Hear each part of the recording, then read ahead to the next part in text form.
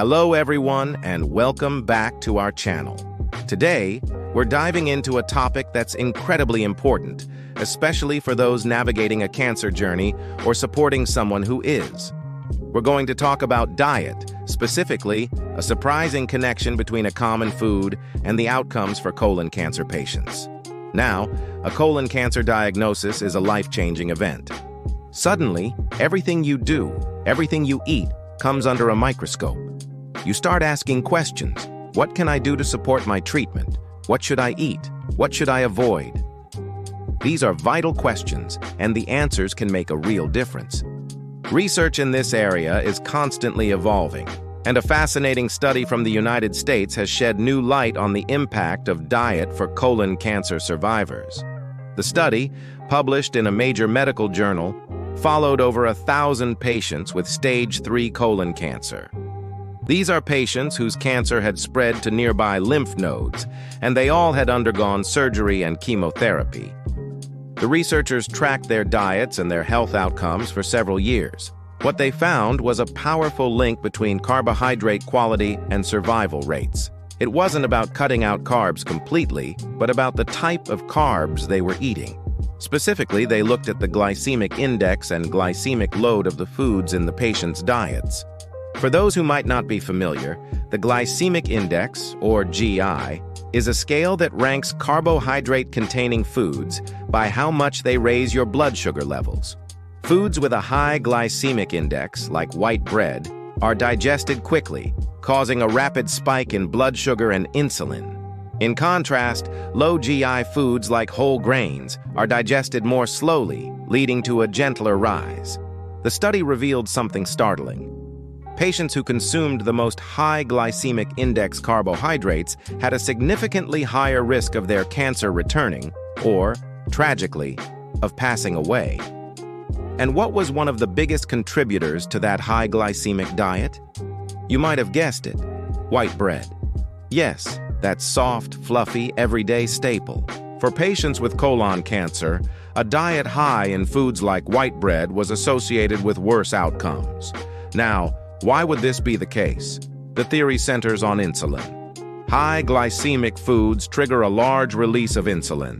The problem is that insulin and related hormones can act as growth factors for cancer cells. Essentially, these sharp insulin spikes might be creating an environment in the body that inadvertently fuels the growth and spread of remaining cancer cells. This is a crucial piece of the puzzle. It suggests that by choosing our carbohydrates wisely, we might be able to help our bodies fight back more effectively. So, what's the alternative?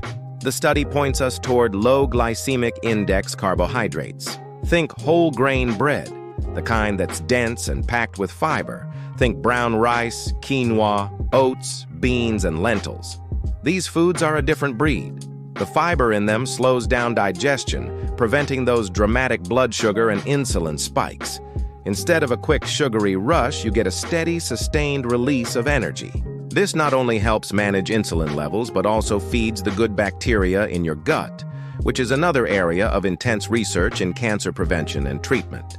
A healthy gut microbiome is increasingly being seen as a cornerstone of overall health. So, if you or a loved one is facing colon cancer, this is a conversation to have with your oncology team and a registered dietitian. It's not about demonizing one food, but about understanding the overall pattern of your diet. The evidence suggests that making a simple swap, from white bread to 100% whole grain bread, from white rice to brown rice, could be a powerful, proactive step you can take. Let's be clear, this dietary change is not a cure for cancer. It is a supportive measure that works alongside standard medical treatments like surgery and chemotherapy. Think of it as another tool in your toolbox, another way to stack the odds in your favor. Your medical team is handling the primary treatment, and your role can be to create the healthiest possible internal environment for that treatment to succeed. What does this look like in practice? It means reading labels. When you're at the grocery store, don't just grab any loaf that looks brown. Look for the words 100% whole wheat or 100% whole grain as the first ingredient. A lot of wheat or multi-grain breads are still made primarily with refined white flour, with just a bit of whole grain added for color and marketing. Beyond bread, think about your whole plate. Aim to fill half of it with non-starchy vegetables like broccoli, spinach, and bell peppers. Add a source of lean protein like chicken, fish, or beans. And for your carbohydrate, choose a high-fiber, low-glycemic option. This approach, often called a low-glycemic diet, isn't just for cancer patients. It's a healthy way of eating for just about everyone. It can help with weight management, reduce the risk of type 2 diabetes, and improve heart health. It's about making conscious, informed choices. It's about empowering yourself with knowledge and taking control of what you can.